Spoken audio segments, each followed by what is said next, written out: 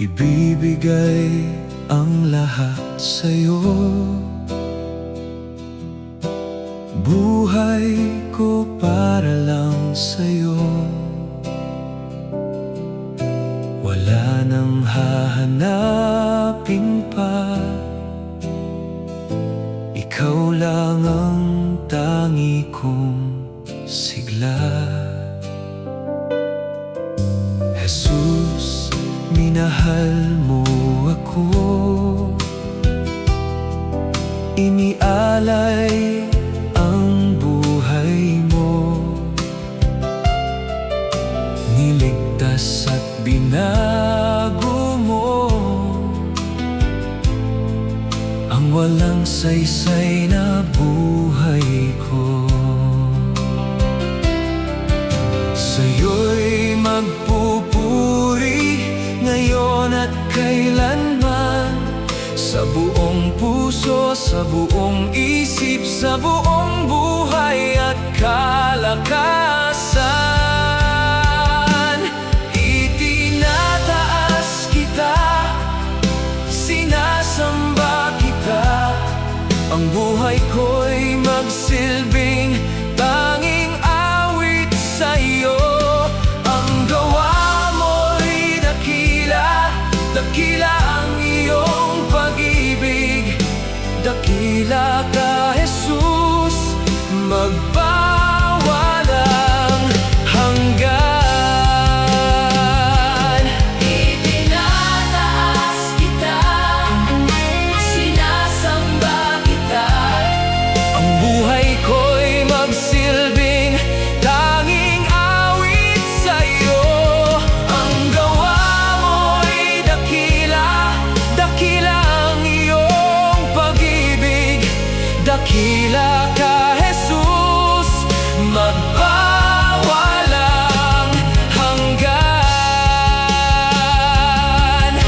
Patuloy akong magtitiwala, patuloy akong maglilingkod. Salita mo ang sandigan, pati pangarap ko'y susunod ng lubusan.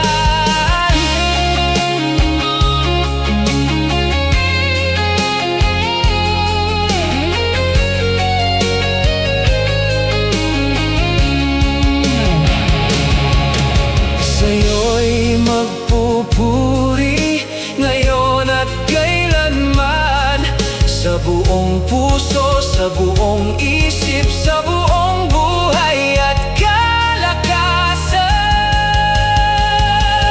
Itinataas kita, sinasamba kita. Ang buhay ko'y magsilbing tanging awit sa'yo. Ang gawa mo'y dakila, dakila ang iyong pag-ibig. Dakila ka, Jesus, magpawalang hanggan. Dakila ka, Jesus, dakila ka, Jesus, magpawalang hanggan.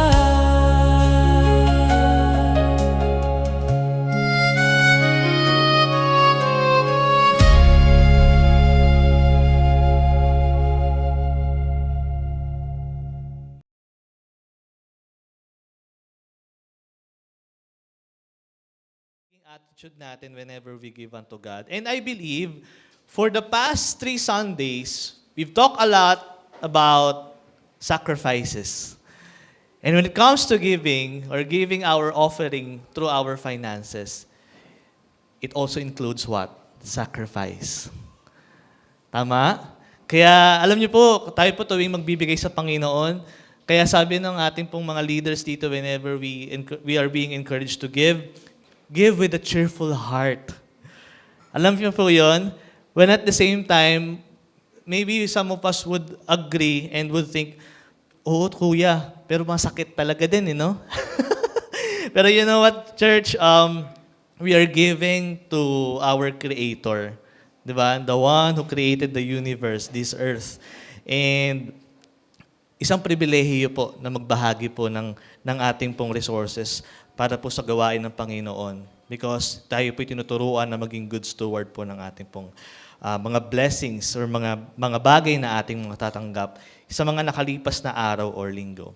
So today, ito po ay continuation ng ating pong pag-aaralan about sacrifices. If we can still remember, series po yung ating pong topic for this month, no? So yung first Sunday, we talk about, if you can still remember, living sacrifices in Book of Romans. Second would be, what? The cost of discipleship, which was shared by our pastor, Pastor Louie. Then third, last Sunday, we talk about the cross that reaches the world. Okay? Through our lead pastor, Pastor Henry. And this time, we're going to discuss naman something that I believe many of us are very familiar na. Dahil today, we'll discuss about the sacrificial love. Okay?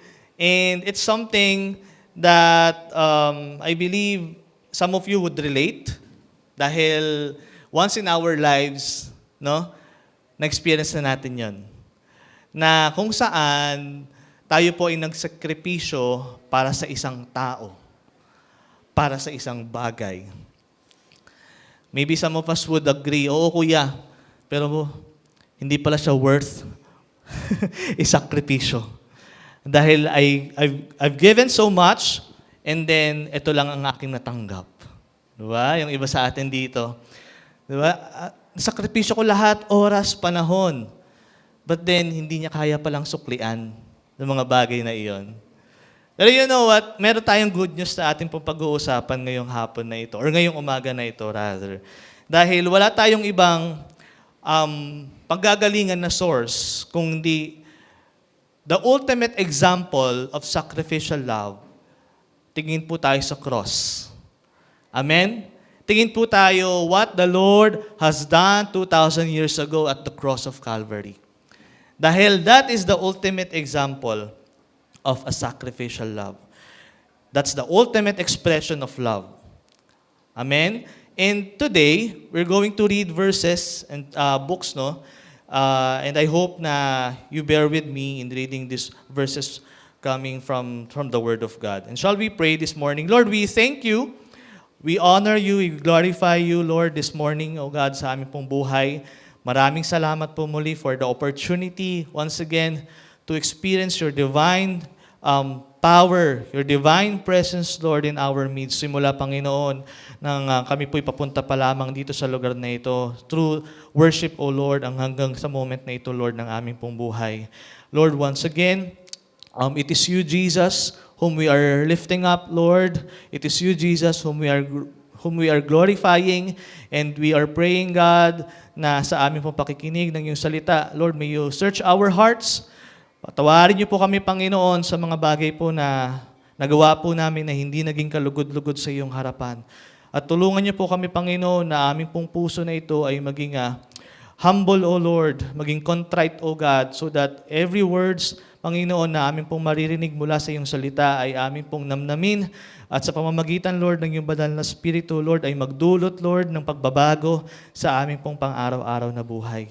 Muli, Panginoon, pakalinisin niyo po ang puso ng bawat isa, and may you prepare our hearts, Panginoon, once again this morning. Lord, ikaw po ang aming pong pinapapurihan, ikaw lamang po ang aming pong sinasamba, at ilago niyo po ako, Panginoon, sa iyong likuran, nawa ang iyong salita lamang ang aming pong matunghayan ngayong umaga na ito po. Ito po ang aming dalangin sa pangalan ni Jesus.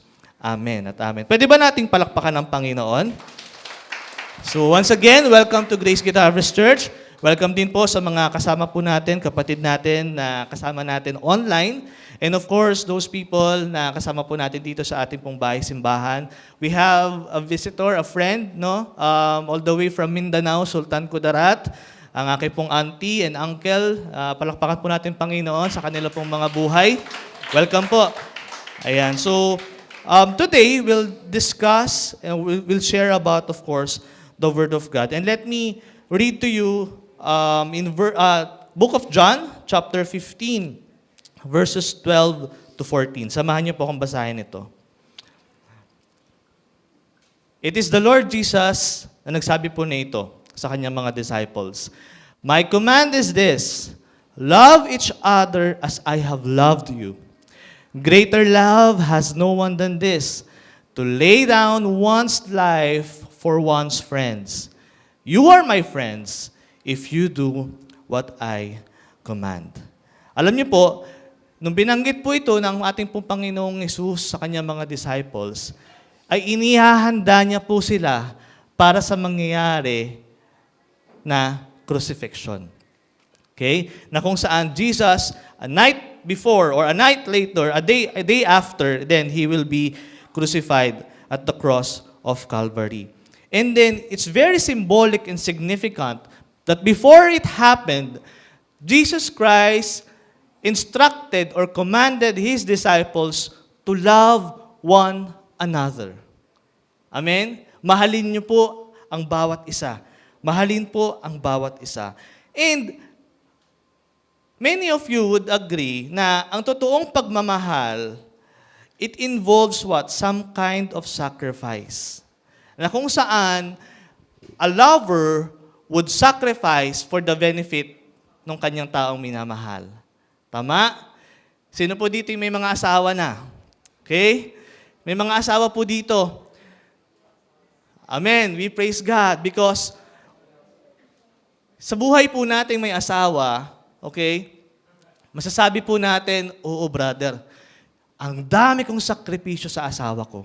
May parang yung iba, parang may dating, no? Parang nanunumbat ata eh. Hindi naman, no? May ibig iparating. Pero totoo, di ba? Because a true love, it involves sacrifices.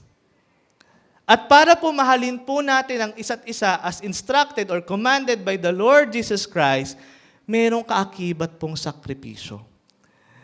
Dahil whether we admit it or not, may mga tao na atin pong nakakasalamuha, and ito madalas po natin itong naririnig sa mundo. May mga tao kasi talagang ang hirap mahalin. May mga tao kasi talagang binigay mo na ang lahat, and yet, hindi nila kayang ibalik yung pagmamahal na yon. Masakit, di ba? Pero that's the reality. That's the reality, kapatid. But, you know what, church? When Jesus Christ mentioned it to His disciples, kapatid, God, who is the author of love, amen, God, siya po nag-create ng meaning ng salitang love. He revealed this love for mankind through what?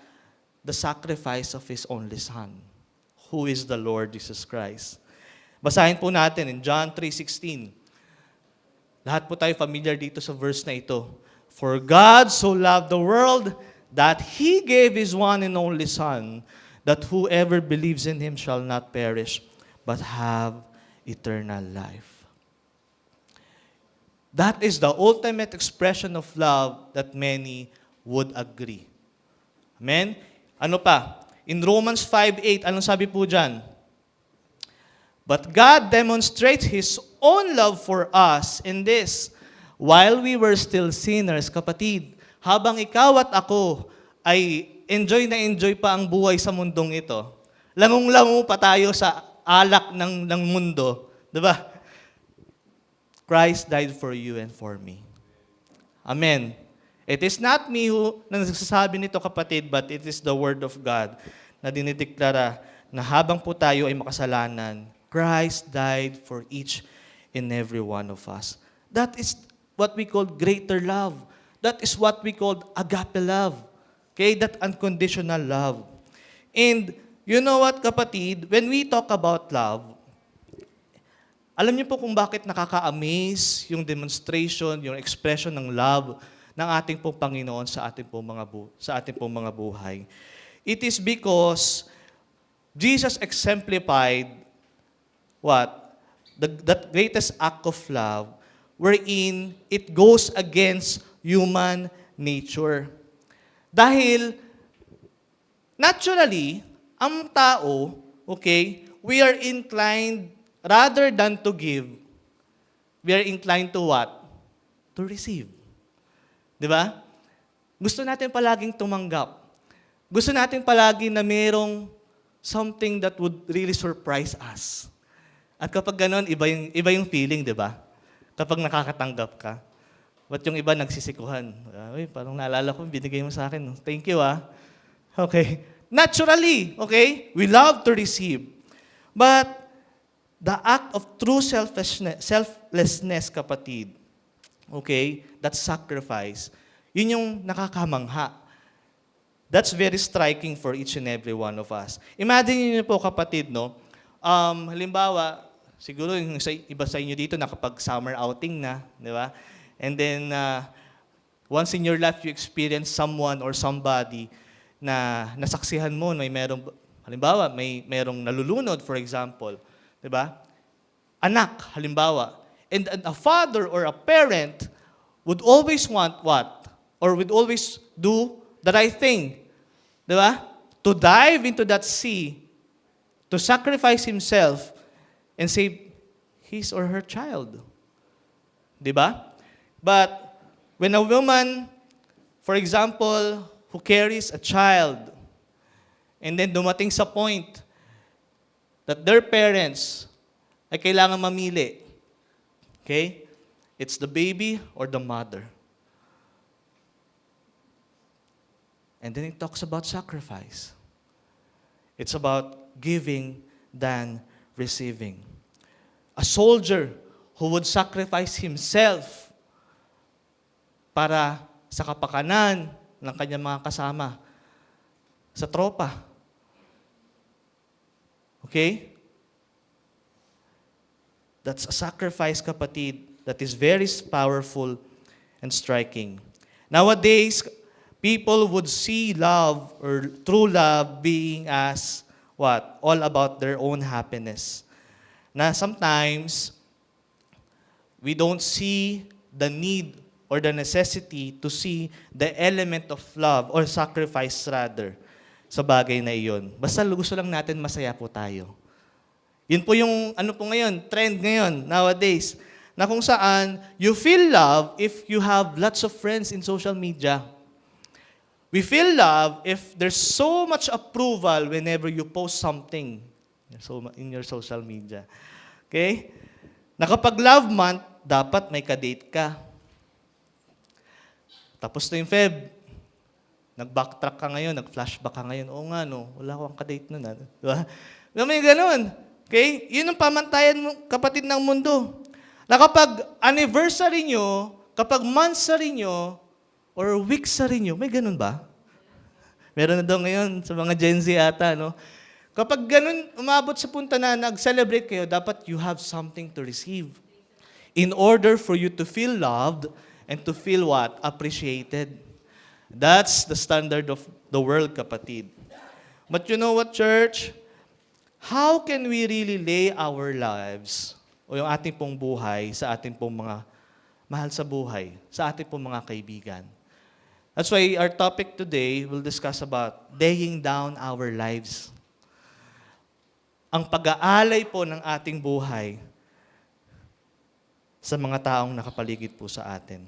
We thank God because in the Gospel of John, ni-reveal ng Panginoong Hesus yung lalim ng kanyang pagmamahal by giving His own life for His friends.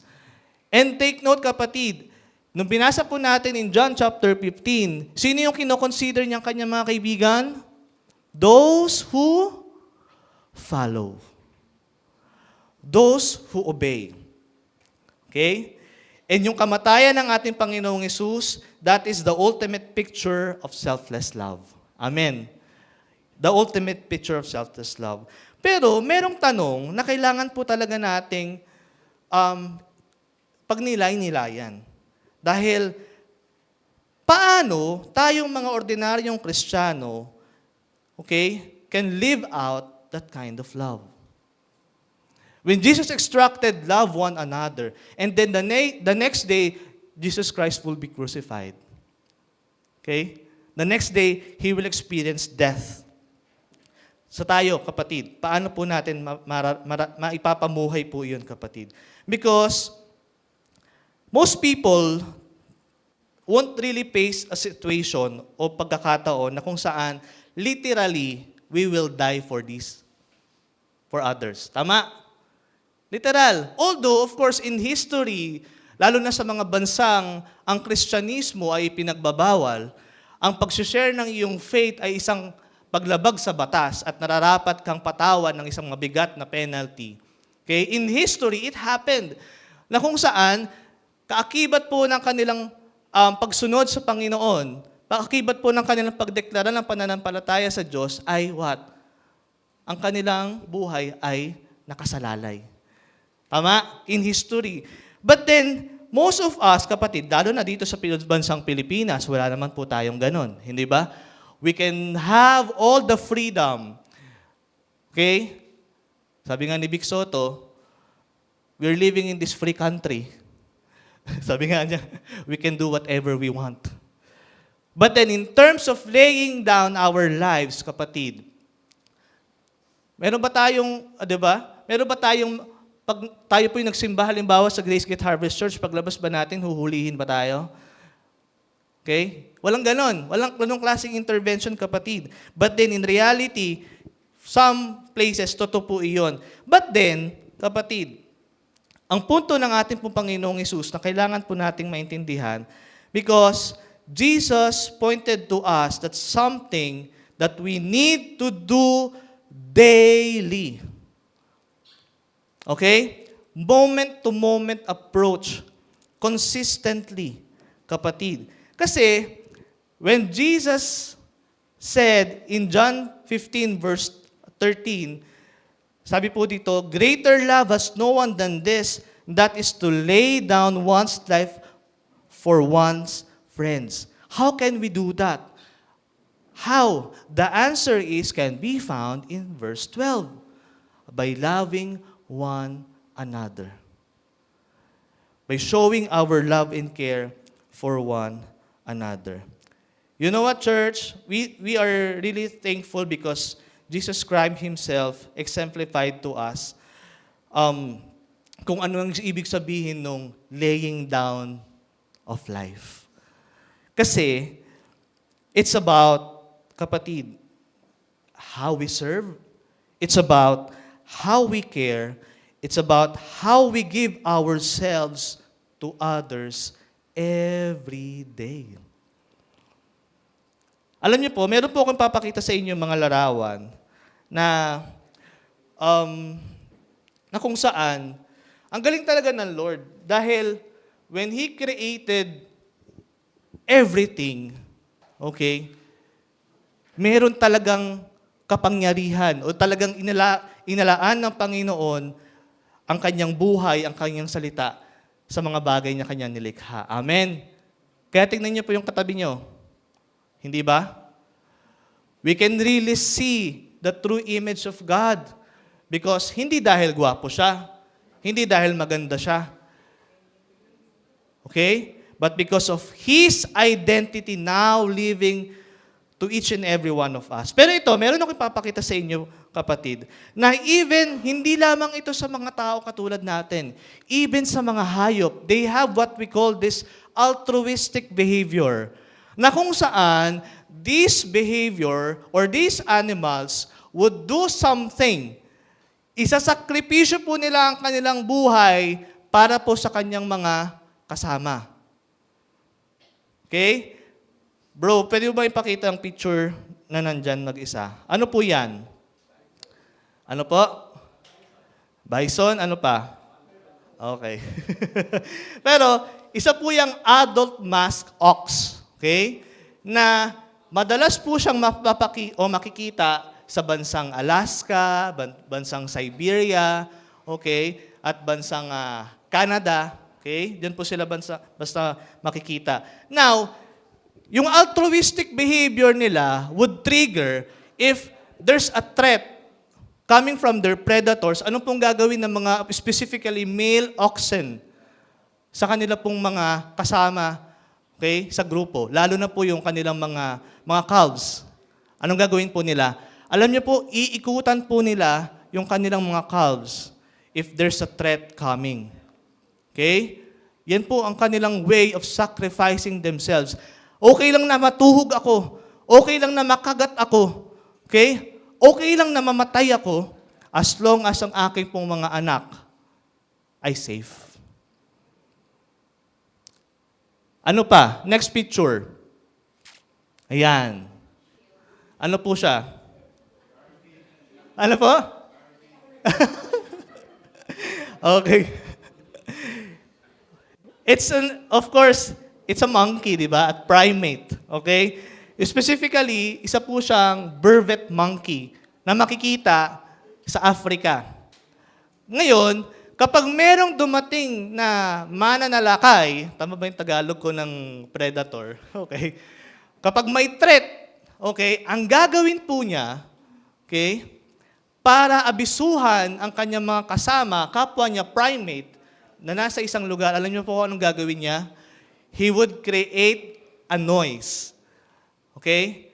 An alarming noise just to warn yung kanyang mga kasama, wait, kapatid, kailangan nyo ng tumakbo. Kailangan nyo ng tumakbo kung saan. Tumakbo tuloy. Kailangan nyo na magpalipat-lipat ng mga puno. Okay? Dahil merong predator. Okay? At mostly, those monkey or primate na mag-i-initiate ng alarm or ng call, sila po yung guinea pig. Bakit guinea pig? Monkey siya. Hindi, siya yung alay. Parang mangyayari. Okay? Ibig sabihin, madalas, siya yung namamatay. Who would really make a call. Ano pa? Next picture. Yan. We're all familiar with this. Our dogs. Our pet. Okay? Itong mga pet natin, o mga alaga po nating hayop, alam nyo ba, kahit nasabihin natin sobrang bait nila, they still have this altruistic behavior na kapag ang kanilang amo, halimbawa, ay na-threaten. Di ba? Even sa news, nakikita natin yan, di ba?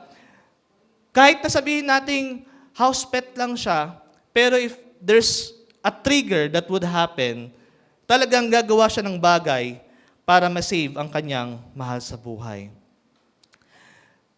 Alam niyo po, church, these are all creations of our God. And that's one thing that I'm really amazed about Christianity. Because it is something na siya mismo ay kanya pong ipinakita. He led the way, kapatid. He led the example of how sacrifice looks like, kapatid. Ano pong ibig sabihin ng sakripisyo? Now, let me share to you in John chapter 13, verse 3 to 5. Ano pang example ni Jesus dito? When He washed the feet of His disciples, He demonstrated this kind of love. Okay? Hindi lang doon sa krus ng Kalbaryo, kahit na po nung siya po ay buhay pa kasama ang kanyang mga disciples. Pwede ba natin basa? Nandiyan ba yan, bro? John chapter 13, 3 to 5. Okay.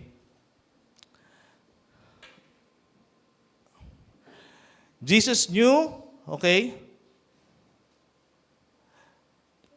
Jesus knew that the Father had put all things under His power and that He had come from God and was returning to God.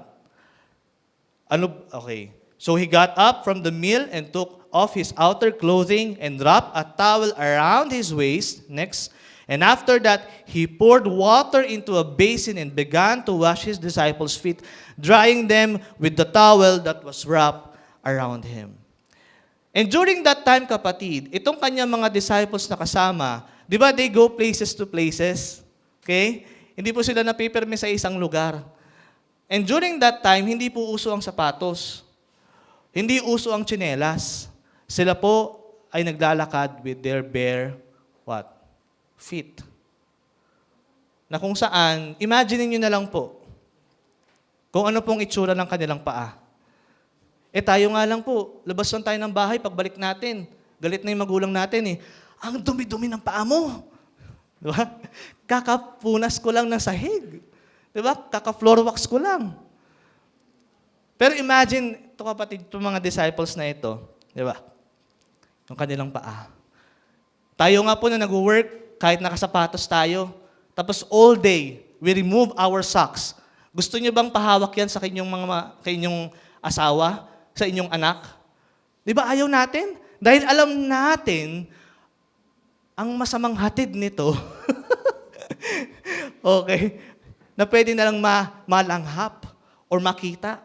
Ayaw natin. Sa sobrang dumi, sa sobrang hindi kaaya-aya. But then Jesus Himself, dito natin makikita once again, the leadership of our Lord. Okay?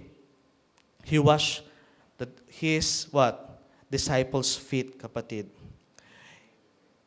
He did something profoundly humble. Okay? Sa atin pong mga buhay, kapatid. So in loving one another as Christ loved us, we can learn how to lay down our lives in service to our friends, kapatid. Now, ano po yung totoong kaibigan? Ang totoong kaibigan who would always lay down his life talking about her time, talking about her energy, talking about the opportunity to offer something for his friend. Kasi, wala naman tayong ibang perfect example, kapatid, kung di ang Panginoong Yesus. Amen. When Jesus Christ ay abala sa pag-ministeryo for 3.5 years, di ba? Ang ating pong Panginoong Yesus, dumating din sa point, kapatid, na kung saan mula umaga hanggang gabi, Jesus would perform miracles and miracles. Jesus would cater the crowd just to show how much He loved them. Okay? But then, ito, in Book of Mark, chapter 1, kung babasahin po natin yan, okay, nandun makikita na ang kanyang ministeryo, kasama kanyang mga disipulo, sobrang nilang busy. Okay? Kaliwat kanan ng kanilang appointment. Kaliwat kanan ng kanilang mga schedule.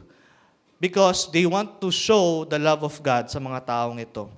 And then, sabi dito in verse 32, umabot na hanggang gabi. Sabi dyan, and that evening after sunset, the people brought to Jesus all the sick and demon-possessed. But imagine, morning pa lang, kapatid, walang humpay ang kanyang pag-aasikaso sa mga tao. Tayo nga po, 8 to 5 lang, nagreklamo na tayo . Diba? O minsan, half day pa nga lang, nagreklamo pa tayo . Diba? But then the Lord Jesus Christ showed, sige lang, tuloy lang. Umagahin na tayo, gabihin na tayo. Basta, I'm doing this for sacrifices and love for these people. And kung iisipin mo, I'm just imagining, no? Ganun ba kayo pag nagbabasa ng Bible? You imagine na kung saan yung mga disciples siguro hapong-hapo na. Pagod na. Lord, parang kanina pa yung last, hindi natapos yung last. Anong oras na, 10:00 na. Nandito pa rin tayo. Nagka-cast out pa rin tayo ng mga demonyo. Nag-heal pa rin tayo ng mga may sakit. Lord, I'm just imagining, no? Pahinga naman na tayo, no? Yung mga disciples. And he could just, kapatid, turn the crowds away and sabihin naman, pwede naman kayong bumalik sa susunod na araw. Diba? Pwede naman, kanina pa akong umaga dito . Balik na lang kayo. Diba? Pero kung ikaw yung nakapila sa government office, hindi ka papayag, no? Gusto mo, i-cater ka talaga agad. Buong araw na ako dito, 4:00 pa lang na madaling araw, nakapila na ako dito sa SSS. Hindi niyo pa ako accommodate. Pero hindi, kapatid . He did not. Okay? Instead of getting some rest and personal time, he did not. He committed his time to helping all of them, changing many lives in the process. At ito ang nakakalungkot dito, kapatid. Because of all the people na tinulungan niya, okay,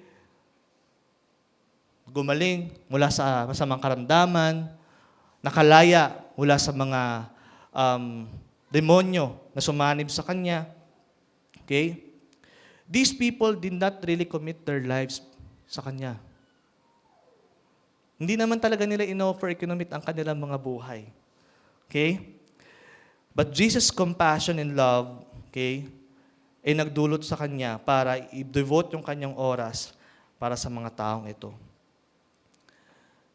Knowing that these people would not commit their lives sa kanya. How good God is. Amen? That sacrifice that no one or nobody ay pwedeng gumaya. Okay? Only Him.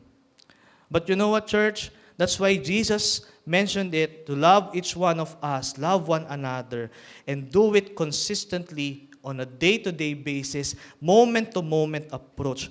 Because sometimes there are people whom we help na ipag-pray. Talaga bro, sister, pag-pray natin yan. But after natin mag-pray, then these people left us. Then these people do not really acknowledge what we have shared sa kanila. Okay?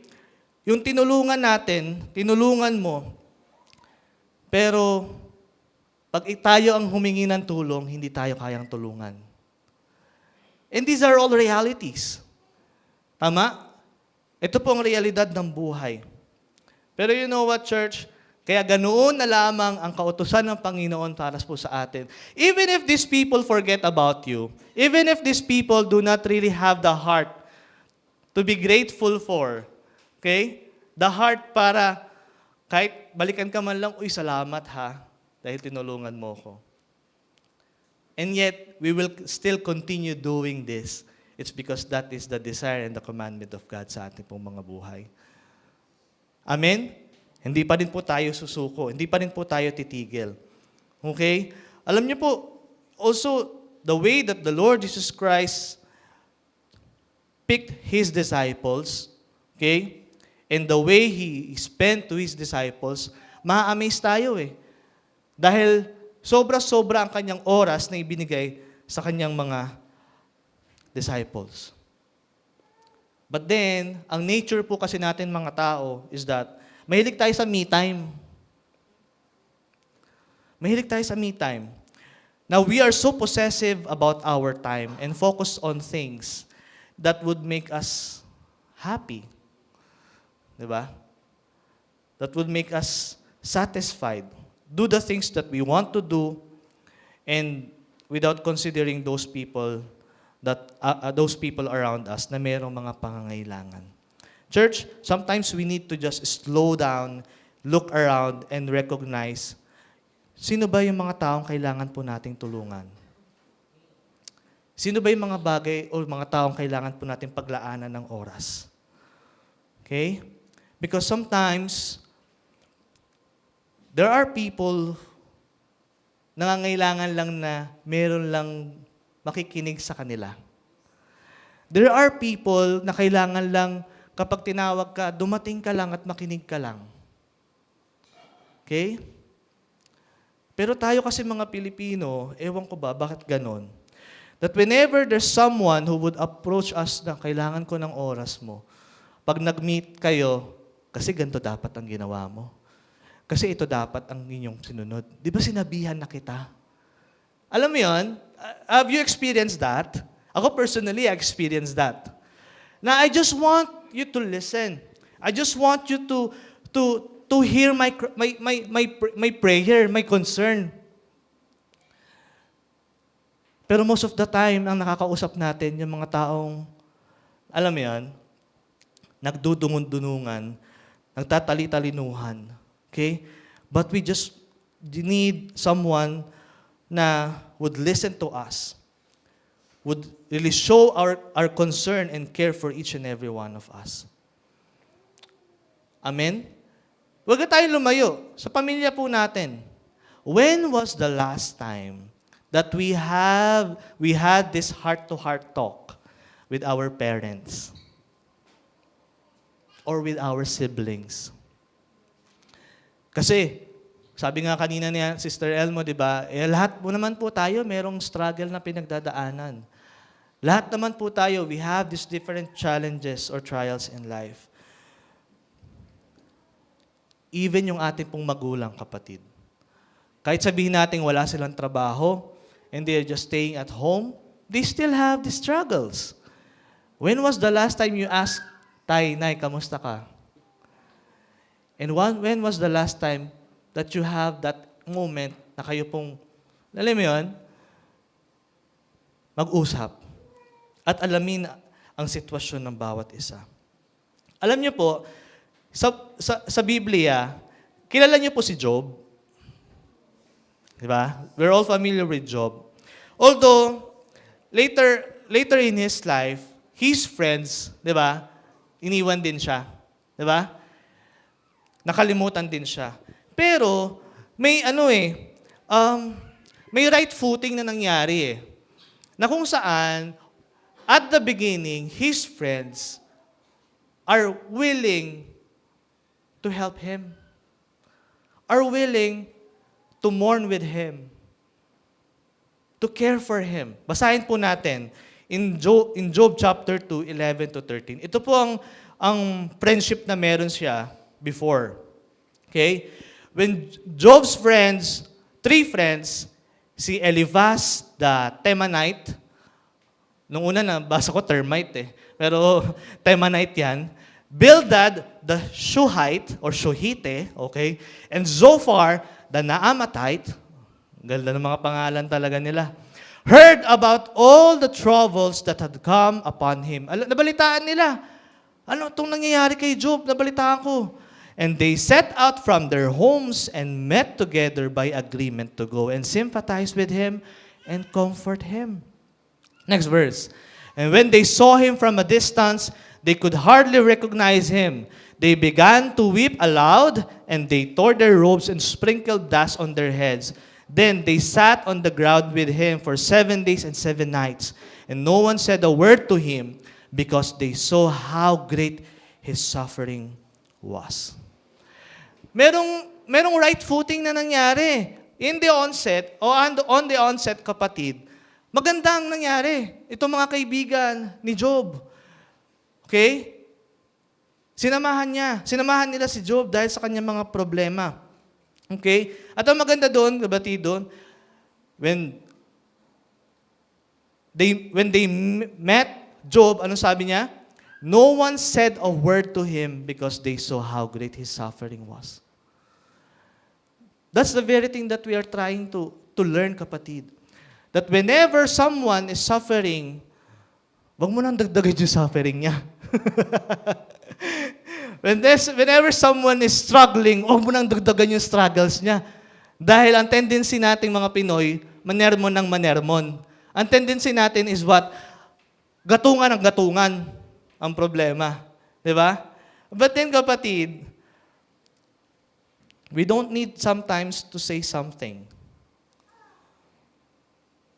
Or sometimes, kapatid, I believe in this, sometimes hindi natin kailangan ibigay agad yung solusyon.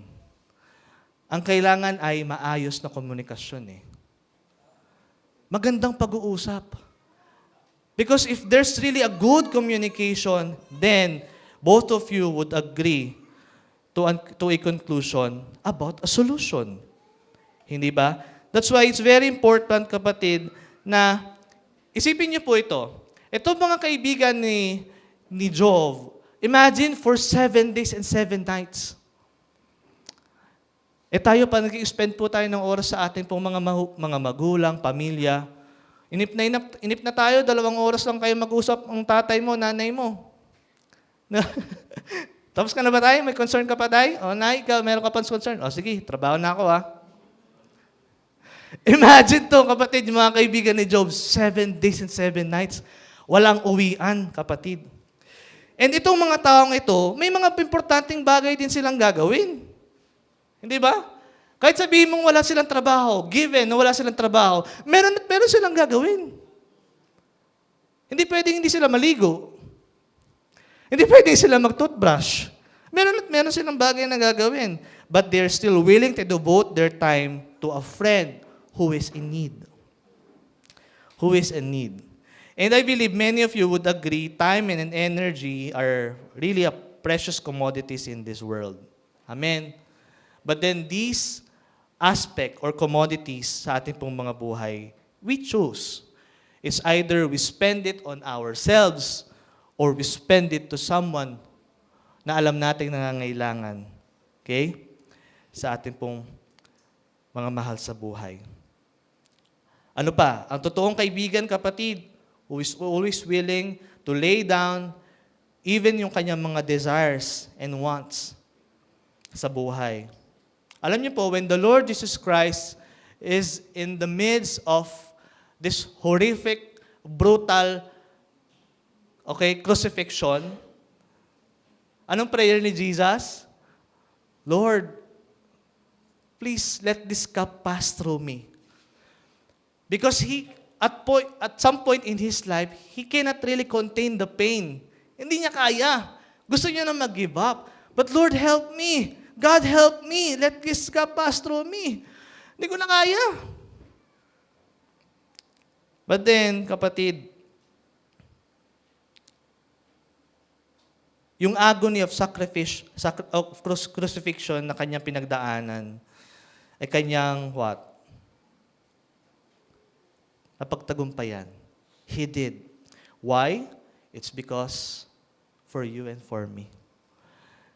That's the sacrifice, kapatid. That's the sacrificial love. Wherein the lover would do something for those or for the benefit ng mga taong kanya nasa paligid. Okay? And yung example ng ating pong Panginoong Hesus, tinuturuan po tayo na sometimes, in order for us to show our true love, okay, and we love and care sa ating pong mga mahal sa buhay, we must put others' interests above our own. Unahin po natin ang interest ng mga tao na sa paligid po natin kaysa po sa atin. Okay? So, sabi po dito ni Apostle John in 1 John chapter 3, verse 16 to 17. Nandyan ba siya, bro? This is how we know what love is. Jesus Christ laid down His life for us. And we ought to lay down our lives for our brothers and sisters. Napansin niyo po yun? Karugtong agad, okay? And we lay down, okay, our lives for our brothers and sisters. If anyone has material possessions and sees a brother or sister in need, but has no pity on them, how can the love of God in that person? How can the love of God be in that person? So, it's very important, kapatid, that as we continue our walk, our journey with God, kasi in our daily living, since we are living in this free country, hindi po tayo katulad ng panahon ni Jesus na if you do something that is illegal or banned or against the law, automatic death ang kaakibat. Okay? Tayo, hindi naman ganun, kapatid, di ba? So, if we are aware that there's a need that needs to be addressed, wag naman po tayo maging sensitive. Wag po tayo maging sensitive. In such a way, kapatid, lalo na kapag po tayo nandito sa simbahan, okay? Nandito po tayo sa ating pong, kasama po natin ang ating pong mga kapatid sa pananampalataya. Okay? Alam po natin na sometimes merong need ang church. Okay? And when we talk about church, it's not about the building. When we talk about church, it's not about the facility. It's not about the equipment. It is us. Sabihin mo sa sarili mo, ako yun. Tayo yung church. So if there's a need for the church, then let's all be sensitive enough. Amen? Let's all be sensitive enough to do something, to contribute something. Alam niyo po, hindi naman palaging pera, kapatid eh. Alam niyo po yon? Although we understand that and we acknowledge money is needed, Para po patuloy po tayong magkita-kita po dito sa lugar na ito. Para po tayo patuloy na ma-enjoy yung malamig na environment dahil ilang aircon po meron dito. Okay? Para ma-enjoy po natin yung parking na nasa labas na napakalawak. We need money, right? We need resources. Okay? But then kapatid, if we are really sensitive enough about the need of someone or somebody of the church, we can really do something. In any form, in whatever way, kapatid. In whatever form, kapatid. So, as we live our lives, sa ating pong mga buhay, kapatid, itong lakarin na ito kasama po ang ating pong Panginoon, we will continue to experience or encounter opportunities to help others. Diba? Makaranas po tayo na makatulong sa mga tao na nangangailangan. At sometimes, yung opportunity to help, minsan hindi siya komportable. Diba? Ang pinanggagalingan natin is, hindi siya komportable. Hindi siya palaging convenient. Tama? Sometimes it's not convenient to share our goods, to share what we have. Amen? Whether we admit it or not. Because we want to enjoy it first. But then, what the Lord is teaching us, kapatid, we have to have that genuine love that is gracious and willing to give where he or she can, kapatid. Ang bawat isa po sa atin. Okay? Alam niyo po, we are really blessed to know these words of God, to know about the truth and the facts about the Word of God because it opened our eyes. Tama? Nabuksan po ng Panginoon ang ating pong mga puso, ang ating pong mga mata. Wherein, kapag ito po ay open, kapag ito po ay bukas, we can see, okay? We can now see if there's a need. Okay? We can now see if there's a need to be addressed. We can now see na, teka lang, I need to do something. I need to contribute something. Okay? In order for this need to be addressed or to be fulfilled. So, it's very important, kapatid. Sabi po dito in Galatians chapter 6, verse 10, as we have the opportunity, let us do good to all people, especially those who belong to the family of believers. There's no harm, kapatid, in doing good. There's no harm. Okay? Especially those people who belong in the family of believers. Why? Kasi kapatid, siya na nga lang kasama mo natin linggo-linggo eh. Okay? Siya nga lang, tayo na po ang magkakasama dito sa lakarin na ito. Tayo pa po ba ang magdadamutan? Tayo pa po ba ang magsisiraan? Tayo pa po ba ang magsasabi o maggagawa ng mga bagay na ikasisira ng bawat isa? Hindi, di ba? What the Lord is expecting coming from us, kapatid, is to what? Love one another. Do good to those people, especially for those people. Nakasama mo. Isang katawan lang. Although we understand, di ba? For so many years, we've seen these people na parang they are doing the other way around. Pero ito po, no, tandaan po natin. That's not what Christianity looks like, kapatid, kapag ganun. Because we always go back to our origin. We always go back to basic.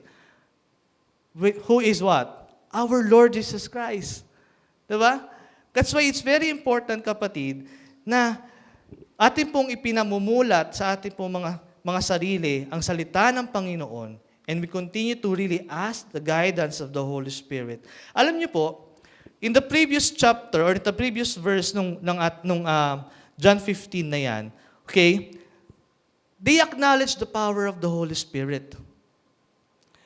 And the commandment and the instruction of the Lord Jesus Christ in this verse, no, na binasa po natin, John 15, loving one another, it's because it requires the intervention of the Holy Spirit for us to love those people na nasa paligid po natin.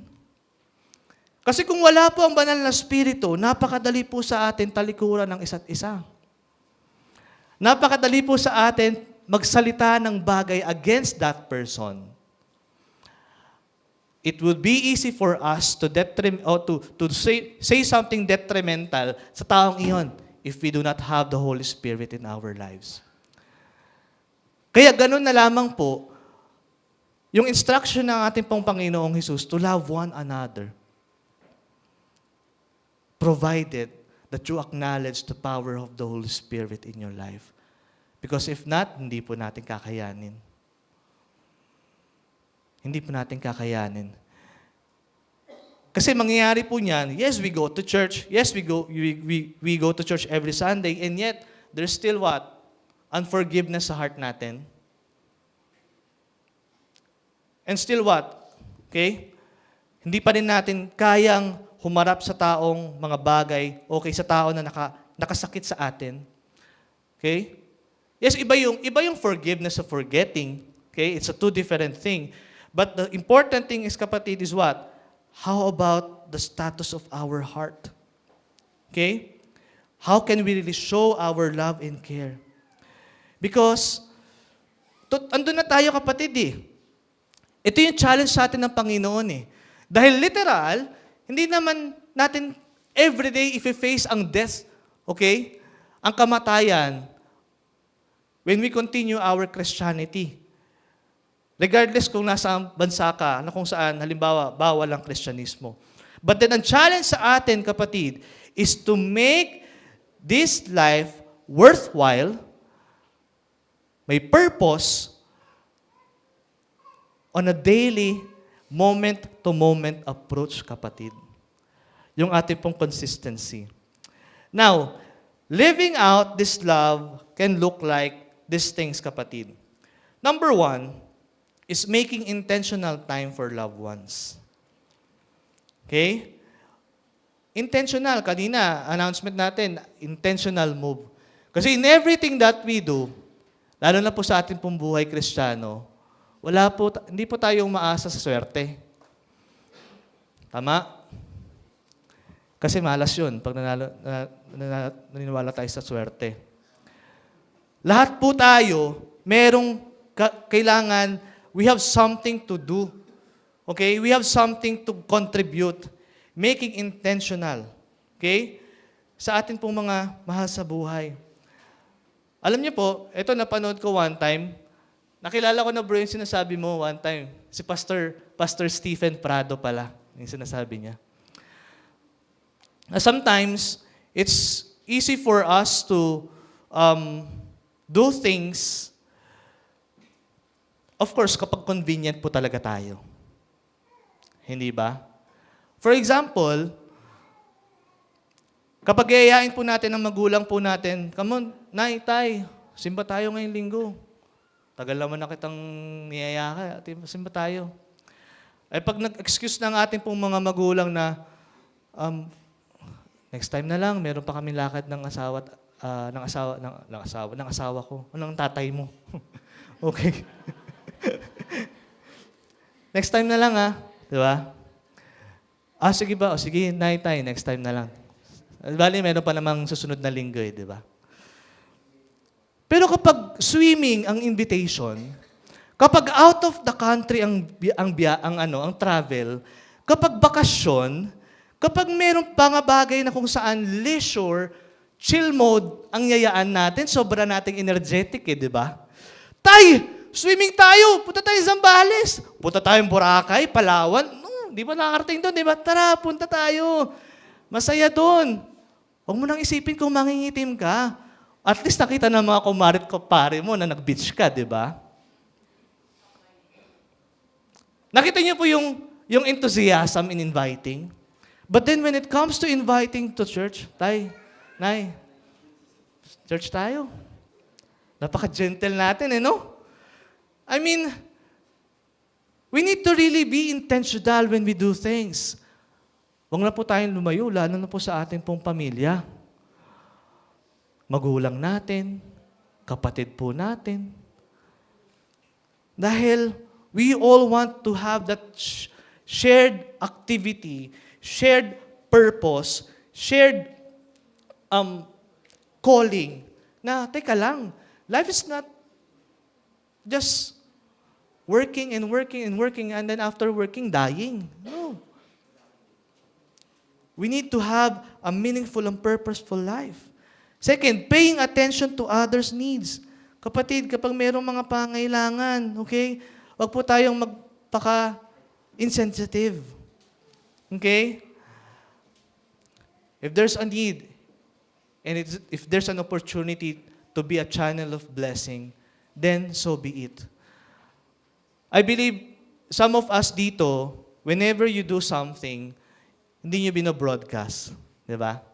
I personally, ako po ganon. I don't want na, alam niyo po yun, if someone would know that I do something, bakit? Ba't kailangan pa? It's because para magkaroon ka ng recognition, para magmukha kang maganda at gwapo sa paningin ng iba. Ay, ganito pala siya, matulungin, okay, o ganyan. We don't need to do that, kapatid. We can always do good things for those people around us, lalo na yung mga nangangailangan, in secret. In secret. Because it's always between you and God naman. Amen? It's always between you and Him. The status of your heart, the attitude of you helping someone or somebody, it's always between you and God, not people around you. Okay? Hindi. Kaya kapatid, whenever we have the chance, please do it in a humble manner. Do it in a simple manner. Because what the Lord is teaching us right now, kapatid, we don't need to wait for something na grandioso, para lang maipakita sa atin or maiparamdam that we are laying down our lives to somebody. Hindi na natin kailangan maghintay ng ganun pagkakataon. Ang kailangan natin gawin is what? How we can really show our love, okay, sa ating pong Panginoon by loving and caring those people around us.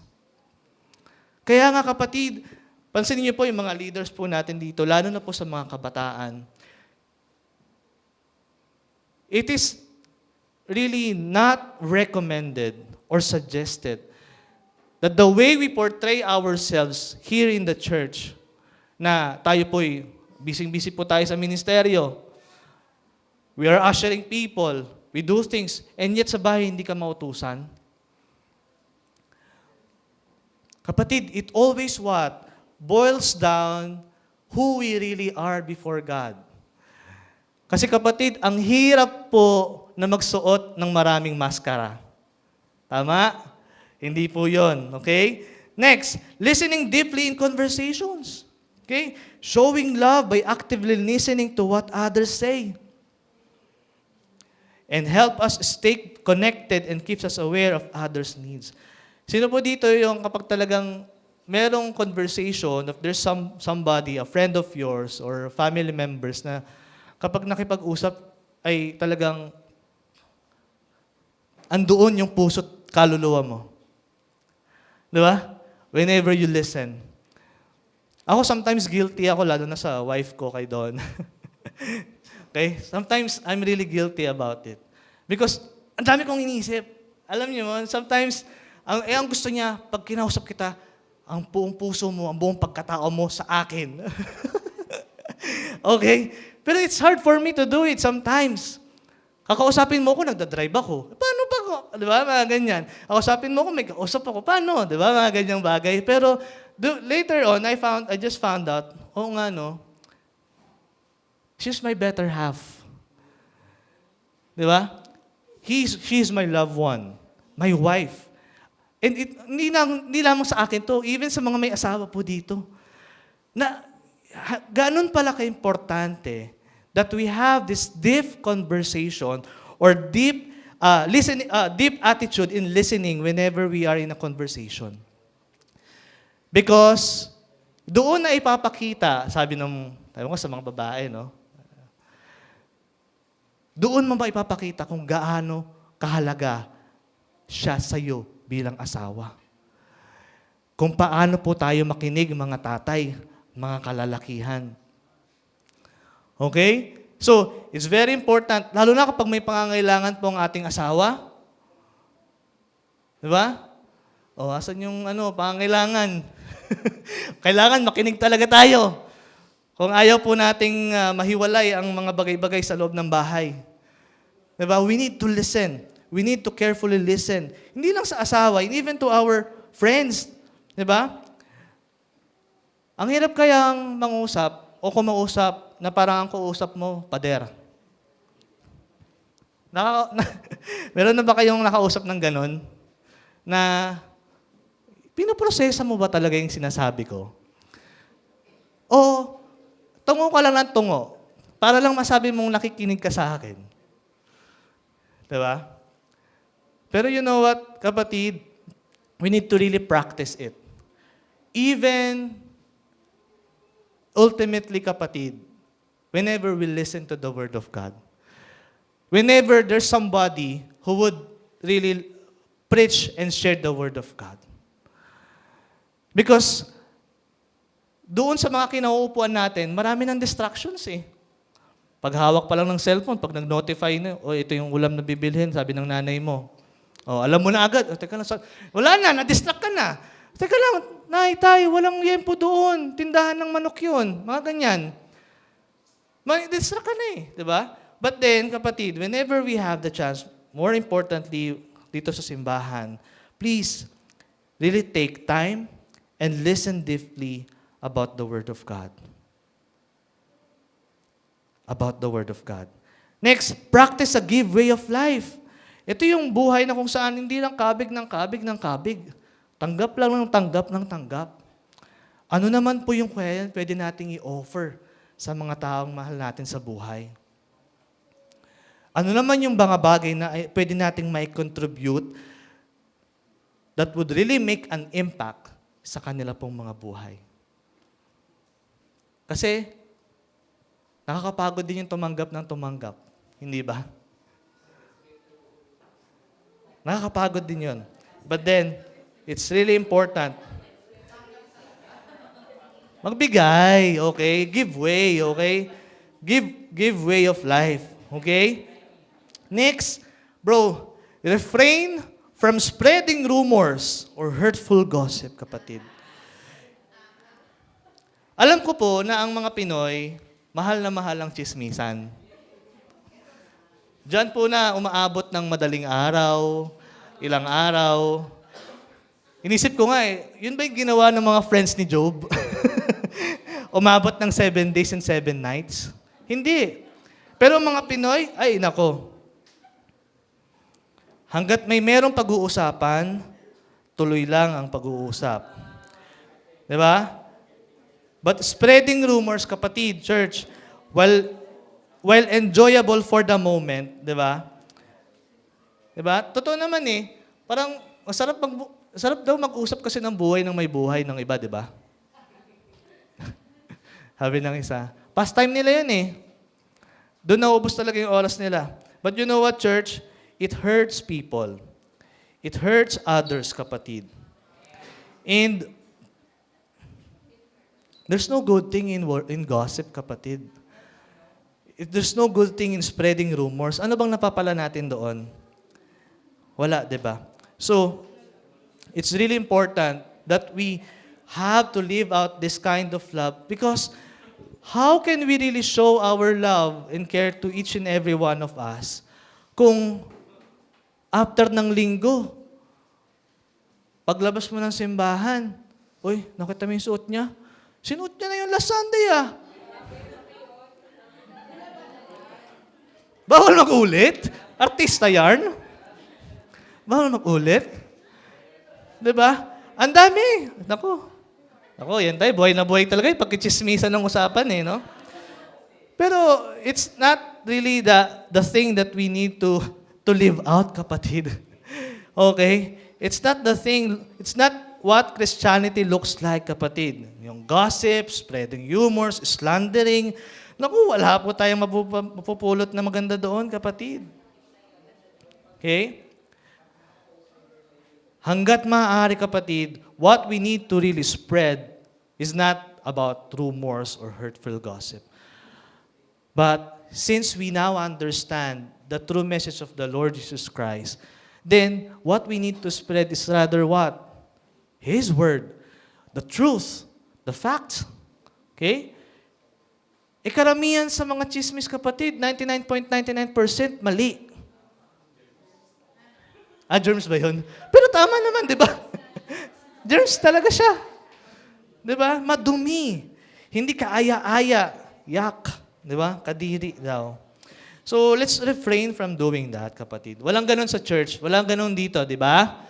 Walang gossip, walang chismisan dito sa loob ng simbahan. Okay? Germs lang daw meron. Okay? But then, kapatid, let's really live out this kind of love that can really give and honor sa ating pong Panginoon. And lastly, let's always choose forgiveness rather than resentment. Okay? Huwag po tayong magpalunod or magpalambot sa galit na meron po tayo. But then let's always have the mindset of our Lord, the Lord Jesus Christ, about that mercy and self-sacrifice that is willingly able to forgive someone na nakasakit po sa atin. Ano po yung kinanta po natin kanina dito na I will sing, para mali tono ko I will mercies of the Lord forever. Diba? That kind of mercy, that's what we need each and every day of our lives.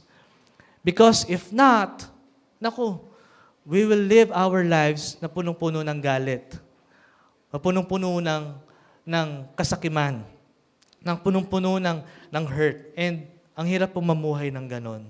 So, this kind of sacrifice that we have discussed, Lord, Church, sa mga nakalipas na linggo, I hope na ito po'y babaunin po natin sa mga susunod na araw po ng ating po mga buhay.